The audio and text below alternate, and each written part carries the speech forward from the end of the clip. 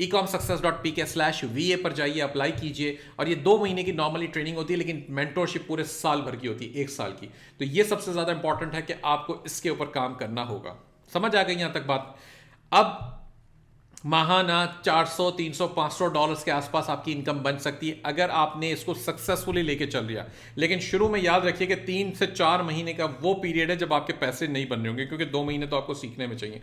उसके बाद महीना डेढ़ या जो भी वक्त के ऊपर उमूमन ये होता है कि जब आप ई कॉमर्स सक्सेस पाकिस्तान से ये ट्रेनिंग प्रोग्राम करती हैं तो इंटर्नशिप के तौर पर हम ही आपको लगवा देते हैं किसी ना किसी क्लाइंट के साथ। हमारे पास बेशुमार क्लाइंट्स आते रहते हैं कि जी हमें अपने क्वालिफाइड स्टूडेंट्स दे दें ताकि हम उनको हायर कर सकें। इसलिए फायदा ये होता है कि हम आपको हमारे अपने स्टूडेंट्स को उनके साथ कनेक्ट करा दिया करते। तो सबसे बड़ा बेनिफिट क्या हुआ कि आपको काम भी यहीं से मिल गया। तो ये बेस्ट एक अपॉर्चुनिटी होती है। तो आज ही इसको चेक करें। सबसे पहले आपने देखना है skillspanda.com, उसके बाद आपने जाना है ecomsuccess.pk/va या @c के ऊपर।